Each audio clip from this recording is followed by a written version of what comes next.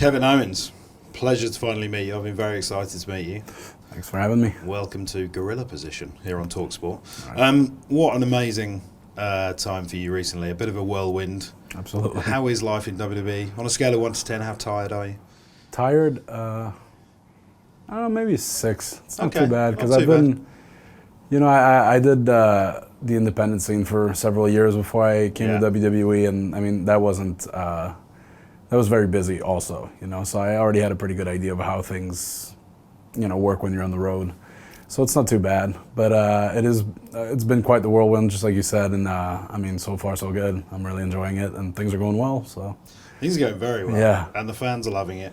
Talk to me about the evolution of the Kevin Owens character, because I feel like it's such an interesting one. I feel like it's very real. You're a heel in essence, but you're just a brutally honest, straight-talking guy who loves his family at heart. Mm-hmm. So talk to me about kind of the development of Kevin Owens. Yeah, there's always this saying where the most compelling characters are just an extension of the person's real life, real personality. And I would say that who I am in the ring is really not that much of a stretch of who I am outside the ring. And, that all started with when I got to the Performance Center and I met Dusty Rhodes. He sat me down and recorded just this interview, but it was just me and him talking. And there was no point, there was no goal for the interview. It was just him trying to get to know me, but he wanted to record it so that, if anybody else wanted to get to know me a little, he could send them that as a frame of reference.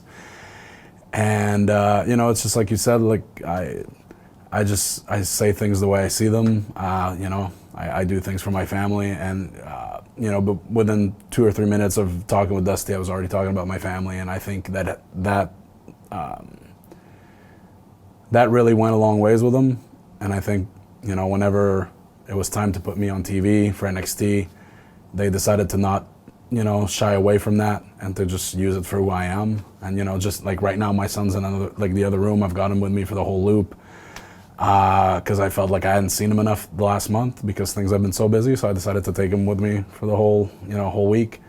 And it's just, this is who I am, and so as far as, the evolution, like you said, of the character, I don't know that there's really been much of an evolution. I think it's just me, and I think that's what's appealing about it, is that I am who I am, It's definitely got that kind of thread of reality running through, and I think that's what it works so well in pro wrestling, sports entertainment. Sure. So to that end, I personally see a lot of Stone Cold Steve Austin in you. You're kind of, tough talking, anti-establishment, but kind of brutally honest. Who do you, past or present, take inspiration from? I mean, Steve Austin's definitely one of them. I like to think that at one point in my life, I was the biggest Steve Austin fan on the planet. A lot of people will say that, but I remember my room was plastered with Steve Austin posters or really? Pictures I cut out of magazines, from WWE magazine or Raw magazine back in the day. And it was just plastered all over. There's a picture, I wish I still had it, I don't know where it is, but I remember a picture vividly. It's my little cousin that was standing on my bed, doing a pose, but around him is all the Steve Austin stuff that was on my room, And I remember I saw that picture maybe a couple of years ago, and I looked at it, I was like, oh my.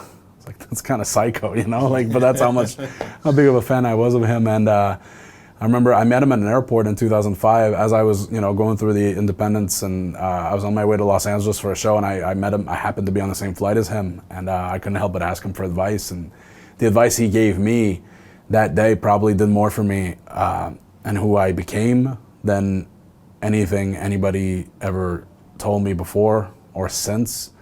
Although Dusty Rhodes, in the last 10 months before he passed, I got to know him for about 10 months, and he was instrumental in helping me develop skills, especially the way to just talking on a microphone in front of a live crowd and stuff. But the advice that Steve Austin gave me in 2005 was monumental. So of course he's influenced me a lot. And the other, there's Shawn Michaels, who was my first favorite wrestler, I'd say, and for the longest time, because when I was younger, I was small, I was skinny. I definitely didn't have the body of a professional wrestler. Not that I do now, but I was the opposite way. I was a skinny, small kid, and I would look at Shawn Michaels and think, if he can do it, why can't I? Yeah. So he influenced me greatly in that aspect. And then Steve Corino, who happened to be, you know, become a mentor for me for a long time. But, you know, his stuff in ECW was very influential to me. And, you know, Brock Lesnar probably influenced me quite a bit. Yeah. To the point where when I was in Ring of Honor and they took my pile driver away for whatever reason, the only other finishing move I could think of was the F5. Yeah. So, you know, I'd say I've got influences from all those guys. And so many of those guys you mentioned, they have these sort of personalities where they are just extensions of their own personalities. And it seems to me that to be that kind of performer and that kind of character, you need that kind of inner confidence to make it and go out there and be ballsy and say, this is what I think, this is what I'm going to do. Have you always had that confidence? Did you always know you would make it to this level? I think I did. Yeah.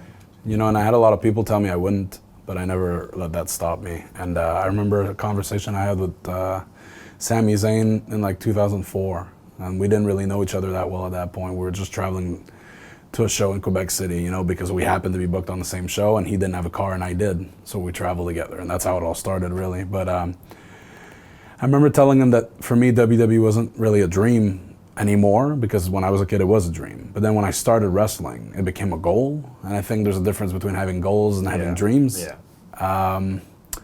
So I think in a way I always knew I'd end up here. I guess when, you know, I met my wife and we had our first kid and stuff like that, I kind of maybe, it took a back seat in my head to like, maybe I won't make it there, but not because I shouldn't make it there, just because maybe that's not what's right for my family. But, you know, through the years I realized that this is what is right for my family and this is what needed to be done, so I worked towards it, and, you know, here I am. And we've got to talk about John Cena. Sure. I feel like you are at least partly responsible for the most exciting period in his career at the moment. You know, everything seems so fresh and new and fun, and it seems like John's having a lot of fun. What has it been like working with the face of this company, and what have your takeaways been with, you know, from your work with John? Well, the funniest part of all this is that when I did sign with WWE, you know, it took a little bit of convincing to get my family to agree to move to Florida. Actually, it really didn't. I mean, they were, you know, very supportive, but, you know, I wanted to make sure that they knew that moving to Florida would be good, you know, so, you know, my wife was excited about going to Disney all the time, and so was my son, but like one of the biggest selling points for my son was that I'd probably get to wrestle John Cena one day. So he's a big fan, right? A huge fan of John, yeah. So when I walked into the Performance Center in like August of last year, like, I remember maybe a week later we did this acting class, which, you know, because the Performance Center is just all about, you know, becoming better and improving yourself. So one weekend here and there, they'll have an acting coach come in and just do, you know, I don't know how to, like, do exercises with everybody. And in one of those acting classes, he basically was asking people what their main, like, their ultimate goal was in WWE. And everybody had the same thing, WWE Championship, WrestleMania, this and that. And for me, it was, I got to wrestle John Cena because I told my son it would happen. And it actually happened a lot faster than I think most people would. Yeah. But would think that it would have happened. But it's been, you know, incredible experience just from not only the matches we've been having, but, you know, I'm learning. You can't help but learn from somebody who has been on top of the wrestling industry for 10 years, more than 10 years, really. So I'm learning a lot, I'm having a lot of fun, and it's, you know, it's mind-blowing. You know, we main evented in Singapore, and like, I always wanted to main event a WWE show, and now it happened so quick. And it's against John Cena, who's this generation's Hulk Hogan, if you really get down to the bottom of it. So it's been a pretty crazy experience, and hopefully, you know, Sunday's Battleground, and it's the United States title match, so it'll just get crazier on that night. Have you been surprised at the stuff you've been allowed to kind of say? Like, I was really shocked that you went in the ring and said to Cena, no, I've been doing this longer than you have. Yeah, you know, I don't know that I was allowed, per se, because I don't think anybody, you know what I mean? Yeah. I said what I felt, which that was the one thing I was told is, well, you know, you know who you are. That's Triple H's biggest advice, and it's been from the start. And I think I can say that Triple H has probably been my biggest supporter here. Before I went out on that stage and in that ring with Cena that first night, he told me, you know who you are. Don't be anything else. You know who you are. And that's exactly what I would say. And, I don't know, I came to the back, I didn't hear anything about it, so I guess it was all right. But that's just the way, it goes back to the first question you asked me, like, this is who I am. To some people, it's extremely abrasive. To other people, it's pretty endearing. But I think that's what keeps things interesting, and what we do is shades of gray. And there's plenty of shades of gray, not only in me, but also in John. Because there are things that people will love him for, like the never give up and the hustle, loyalty, respect, and, catering to the kids and pandering to the crowd, and other people will hate him for that. Yeah. In an interview I did a couple weeks ago, I said, and I have no problem saying it here, that if people think John Cena is not a good wrestler, they're really in denial. He's incredible. Yeah.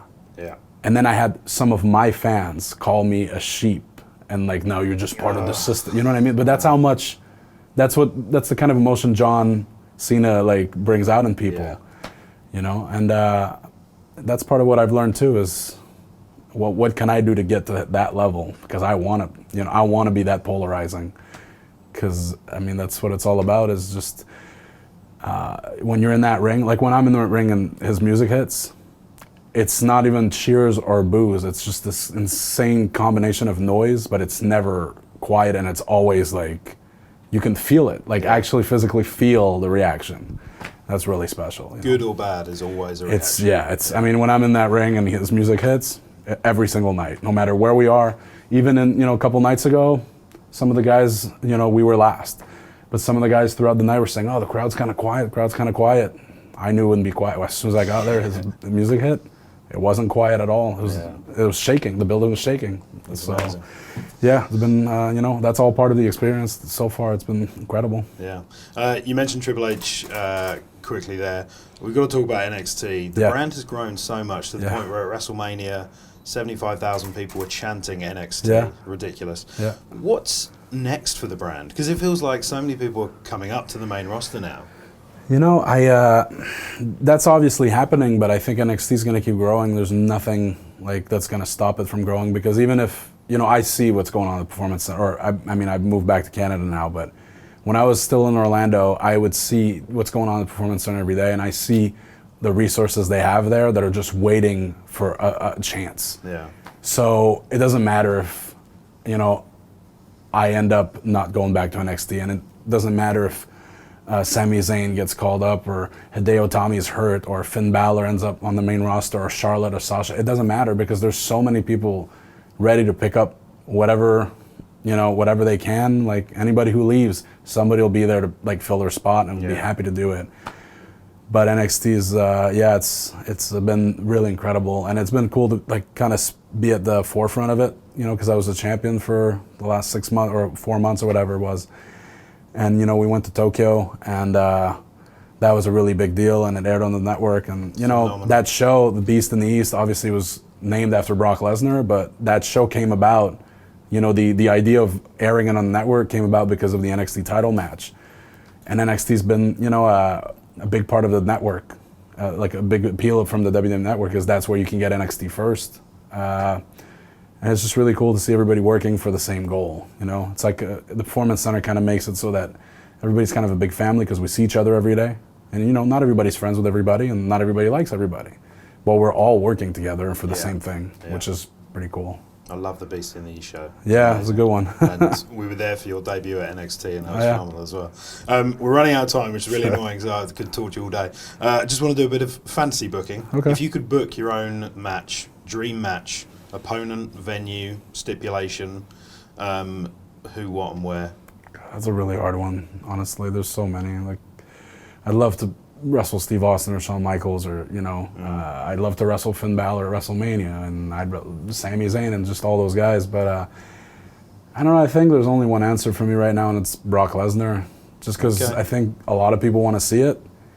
And I was there the night he made his debut on Raw in WWE. I was in the crowd. I was in like the fifth row. Wow. And I remember being blown away immediately by this guy. Yeah. And I was on board right away. Bought Brock Lesnar t-shirts, Brock Lesnar hats. My parents got a dog that summer. I named him Brock. I'm not kidding. I'm serious. It was a blonde lab. It was huge. I was like, that's Brock. Definitely Brock. So, I don't know. I used to do the F5 when I was on the Indies because of how much I admire him. So I'd love to be the one to put an end to him.